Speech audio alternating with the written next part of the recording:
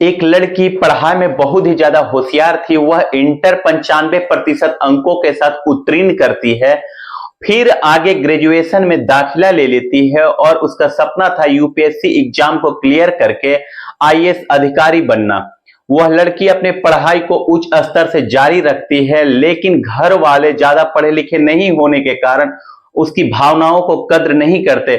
लेकिन जैसे ही लड़की ग्रेजुएशन कंप्लीट करती है तभी उसके माँ बाप उसकी शादी कर देते हैं। लड़की बहुत मायूस हो जाती है। उसे लगता है कि मैं अब शायद अपने सपनों को पूरा नहीं कर पाऊंगी, लेकिन फिर भी वो अपने माँ बाप के फैसले का सम्मान करती है और शादी कर लेती है। जब ससुराल जाती है तो उसे बहुत उम्मीद होती है कि मेरे पति मेरा साथ देंगे मेरे सपनों को पूरा करने में। लेकिन वहां भी उसके साथ वैसा ही होता है, जैसे उसके माँ बाप कम पढ़े लिखे होने की वजह से उसके भावनाओं को नहीं समझे, वैसे ही सास ससुर भी थे जो उसके सपनों को मार देना चाहते थे। वह कहते, जब वो लड़की पढ़ाई करती तो उससे कहते, क्या तुम्हें पढ़ लिख करके कलेक्टर बनना है? करना तो तुम्हें घर का ही काम है ना, लेकिन वैसे तो तुमने पढ़ाई कर लिया है, छोड़ दो पढ़ाई अब। लेकिन वो लड़की जरा सा भी डगमगाती नहीं अपने लक्ष्य से। भले ही घर वाले कुछ भी कहे, वो अपने पढ़ाई को जारी रखती है और अपने निगाह में अपने मंजिल को रखती है।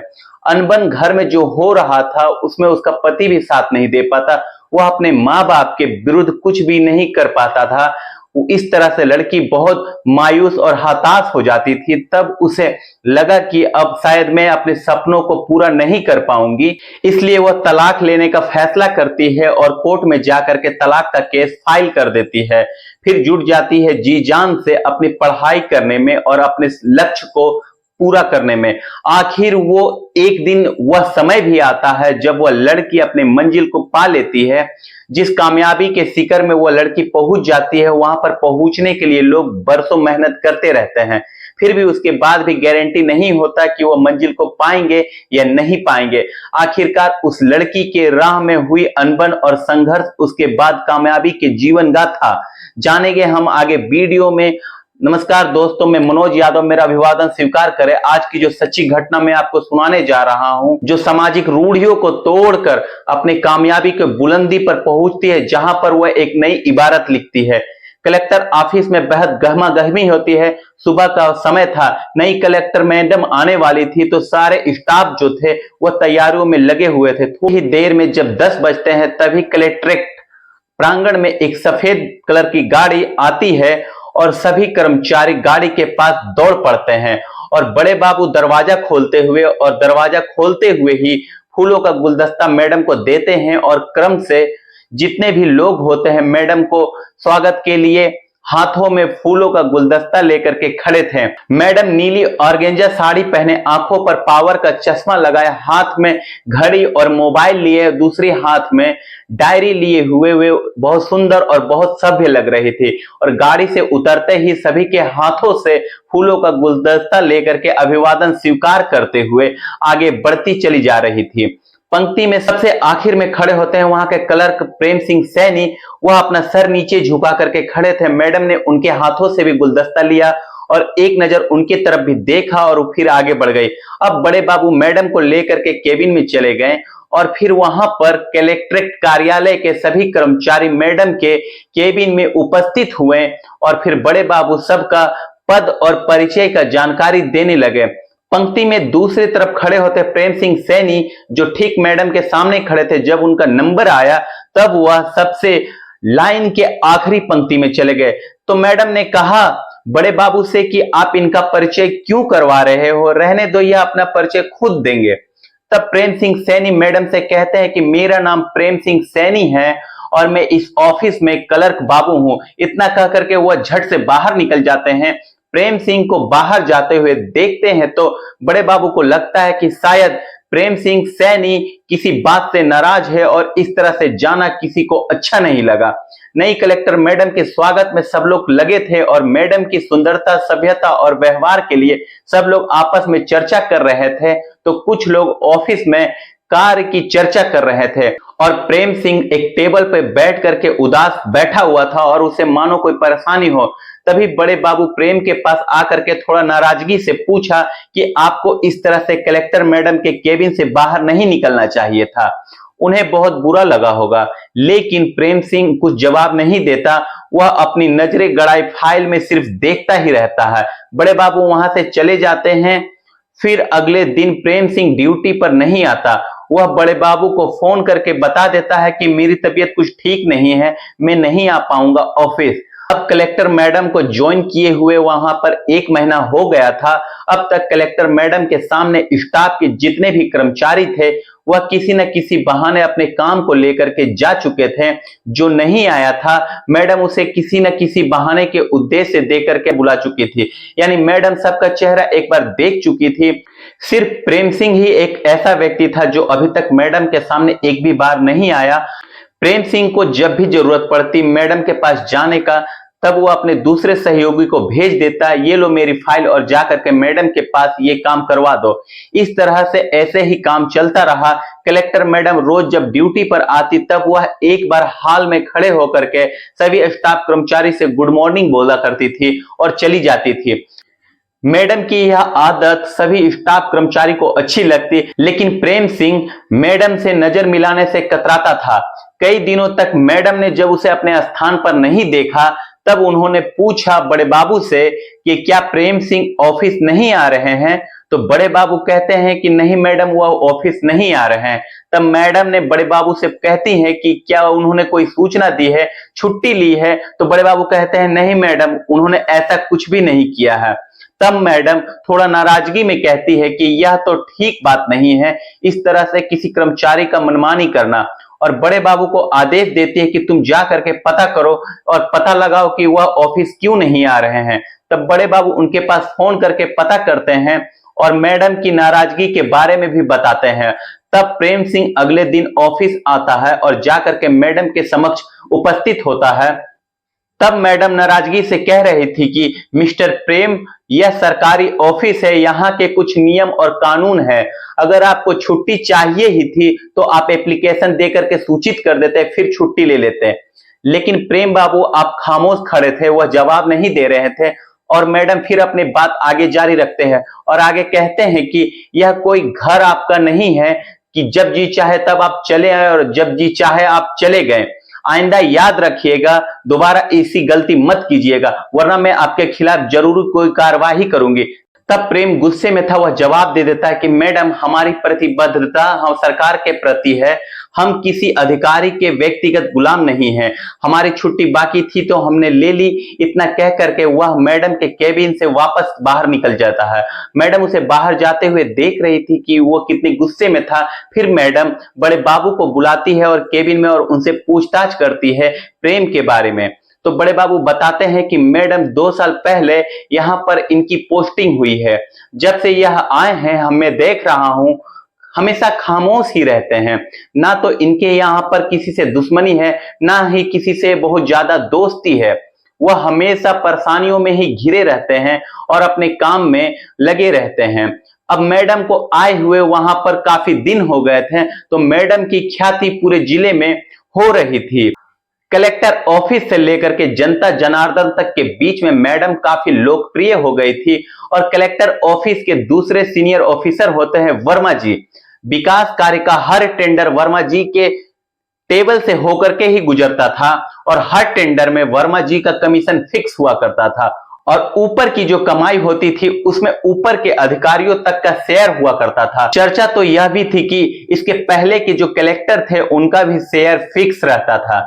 अब मैडम को यह सब जानकारी धीरे धीरे ऑफिस में मिल रही थी। तब मैडम ने वर्मा जी के ऊपर नकेल कसना शुरू कर दिया। और वर्मा जी को जब बाद में जानकारी होती है कि मैडम मुझ पर नकेल कस रही है, तब वह मैडम के खिलाफ ऑफिस में भी बोलने लगा और उनके खिलाफ षड्यंत्र करने लगा। एक दिन किसी टेंडर को लेकर के मैडम ने पास नहीं किया तो वर्मा बहुत नाराज हो गया। वह ऑफिस में मैडम के खिलाफ अनाप शनाप बकने लगा और प्रेम सिंह यह सारी बात उसकी सुन रहा था। लेकिन वर्मा बेलगाम होकर के वह लगातार बोले जा रहा था। जब उससे बर्दाश्त नहीं हुआ तब वह उलझ गया वर्मा से और फिर हाथापाई तक बात आ गई और ऑफिस में हंगामा खड़ा हो गया। स्टाफ सब एक दूसरे को छुड़ाने लगे और हंगामा शोर को सुनकर के मैडम साहब भी अपने केबिन से बाहर आ गई। तब जाकर के मामला कहीं शांत हुआ और फिर मैडम अपनी केबिन में चली गई और बड़े बाबू को बुला करके पूछा कि आखिर बात क्या है, हंगामा क्यों खड़ा हुआ। और यहाँ पर वर्मा और प्रेम सिंह के लड़ने झगड़ने को लेकर के जो कर्मचारी थे उनमें भी चर्चा होने लगी कि आखिर वर्मा के द्वारा मैडम की बुराई किए जाने पर प्रेम सिंह क्यों उलझ गया, आखिरकार क्या बात है। बड़े बाबू को बुला करके मैडम ने पूछा कि आखिरकार ये क्या बात है। उन्होंने बताया कि उन्होंने आपके खिलाफ बोल रहा था, इसलिए प्रेम सिंह को बर्दाश्त नहीं हुआ। वो फिर मैडम बड़े बाबू के माध्यम से ही प्रेम सिंह को अपने केबिन में बुलाती है और उनसे पूछती है यह आखिर आप क्या कर रहे थे, यह सरकारी कार्यालय है, कोई आपका घर और सड़क नहीं है कि जब जो जी चाहे वो कर लो, इस तरह से लड़ना तुम्हें शोभा नहीं देता। प्रेम सिंह सर झुकाए हुए ये कहता है कि वर्मा आपके खिलाफ बोल रहा था, मैं काफी देर से बर्दाश्त कर रहा था, लेकिन वह रुकने का नाम नहीं ले रहा था, वह लगातार आपकी बुराई किए जा रहा था। तब मैडम कहती है कि वह मेरी बुराई कर रहा था ना, आपकी तो बुराई नहीं कर रहा था ना, मैं कानूनी कार्रवाई उस पर करती, आपको लड़ने की क्या जरूरत थी, आपको मेरे लिए लड़ने का कोई अधिकार किसने दिया। तो प्रेम सिंह चुपचाप अपने सिर नीचे झुका करके वह कुछ नहीं बोल रहा था। तब मैडम को और भी ज्यादा नागवार लगता है, वह थोड़ा ऊंचे स्वर में और नाराजगी से कहती है कि प्रेम सिंह तुम बोलते क्यों नहीं, मैं कुछ पूछ रही हूं ना। तब प्रेम सिंह गुस्से में अपना सिर ऊपर करके मैडम की ओर देखने लगा। मैडम भी थोड़ा नर्वस हो जाती है। फिर वह कहने लगा कि अगर मैं अलग हो गया हूं तो क्या हुआ, अगर कोई इस तरह से आपकी बुराई करेगा तो मुझसे बर्दाश्त नहीं होगी। इतना बोल करके प्रेम सिंह मैडम के केबिन से बाहर निकल गया और मैडम उसे बाहर जाते हुए देखती रही। अब मैडम के चेहरे पर कई तरह के भाव आ रहे थे, जा रहे थे। मैडम की आंखें डबडबा जाती है और वह बहुत झट से रुमाल निकाल करके आंसुओं को पोंछ लेती है। इस घटना के बाद प्रेम सिंह और कलेक्टर मैडम के बीच में अब भी दूरी बरकरार रही। वर्मा और प्रेम सिंह का जो झगड़ा हुआ था वह भी मामला अब शांत हो गया था और प्रेम सिंह अपने समय पर ऑफिस आता और समय पर ऑफिस से घर चला जाता। आखिर में सब कुछ सामान्य चल रहा था। फिर 2 दिन बाद अचानक फोन आ जाता है कलेक्टर मैडम के पास कि आपके ऑफिस में कैबिनेट मंत्री जी का जनता दरबार लगने वाला है। मैडम अपने कर्मचारियों को सख्त हिदायत देती है कि पूरी तैयारी की जाए और कोई भी शिकायत का मौका ना मिले, नहीं तो मंत्री जी नाराज हो जाएंगे। जिस दिन मंत्री जी को आना था उस दिन स्टाफ के सभी कर्मचारी सुबह जल्दी आ गए और प्रेम सिंह का कहीं अता पता नहीं था। मैडम बार बार उन्हें ही ढूंढ रही थी। जब वह दिखाई नहीं पड़ते हैं तब मैडम बड़े बाबू से कहती है कि पता करो प्रेम सिंह क्यों नहीं आया। बड़े बाबू जो फोन करके पता करते हैं प्रेम सिंह के पास तो पता चलता है कल रात में ही कुछ बदमाशों ने उन पर कातिलाना हमला कर दिया है और वह घायल अवस्था में एक प्राइवेट अस्पताल के आईसीयू वार्ड में भर्ती हैं। जैसे ही इस घटना के बारे में बड़े बाबू मैडम से बताते हैं वैसे ही उनके चेहरे का रंग उतर जाता है, वह नर्वस हो जाती है। मैडम के चेहरे को देख करके बड़े बाबू भी आश्चर्य में पड़ जाते हैं। प्रेम सिंह के घायल होने की सूचना मिलते ही मैडम का चेहरा क्यों उतर गया और मैडम क्यों फिर बड़े बाबू से कहती है कि आप यहाँ की तैयारी देख लीजिए और मुझे इसी वक्त ऑफिस जाना बेहद जरूरी है।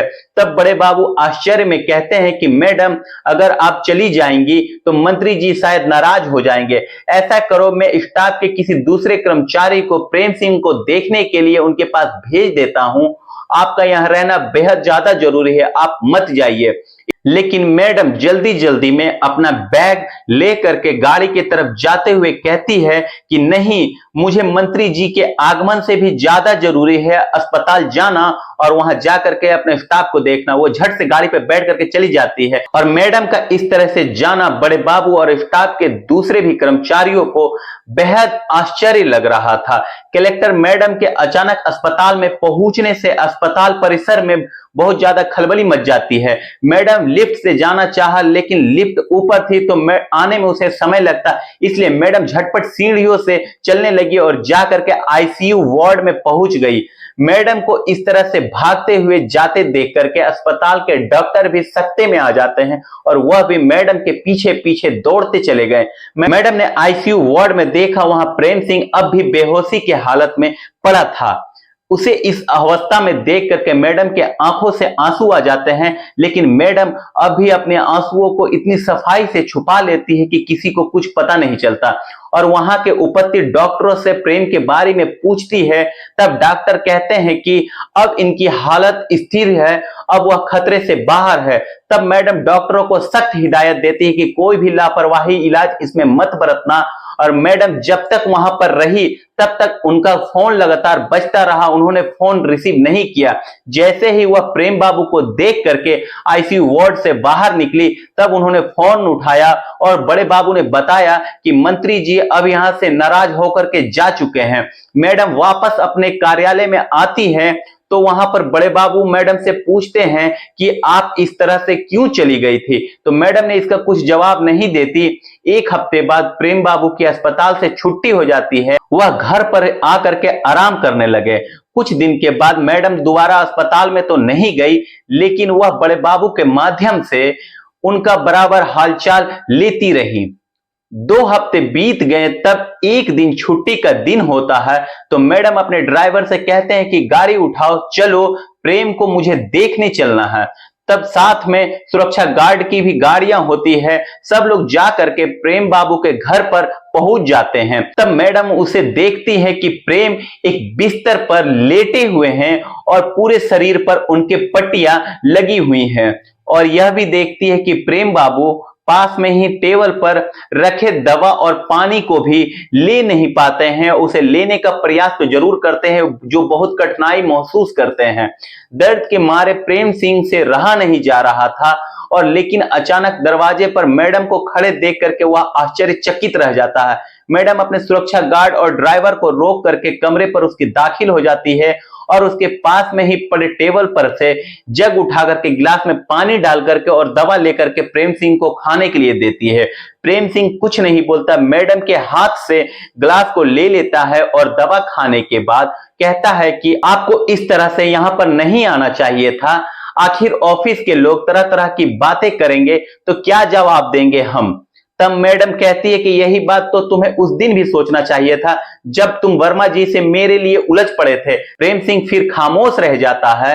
फिर दोनों ही एक दूसरे से बात करना चाह रहे थे, लेकिन कुछ बोल नहीं पा रहे थे। तो प्रेम सिंह के पास में एक कुर्सी रखी हुई होती है, मैडम उस पर बैठ जाती है। कुछ देर के बाद कहती है कि ये क्या तुम यहां पर अकेले रहते हो। तब वह अपनी आंख छेपते हुए कहता है कि हाँ, मैं अकेले ही रहता हूं। तो मैडम फिर कहती है कि क्या तुम कमरे की दशा बना रखे हो, चारों तरफ कचरा वगैरह बिखेर रखे हो, अकेले ही क्यों रहते हैं यहाँ पर, बीवी बच्चों को साथ में क्यों नहीं रखते, क्या फिर उन्हें भी छोड़ दिया है। तब प्रेम सिंह कुछ देर खामोश रहता है और कहती है कि मैडम फिर बोलती है, अगर बीवी बच्चे को साथ में रखते तो यह कमरा कम से कम साफ तो रहता, तुम्हें बना बनाया तो भोजन तो मिलता, दवा पानी तो मिलता।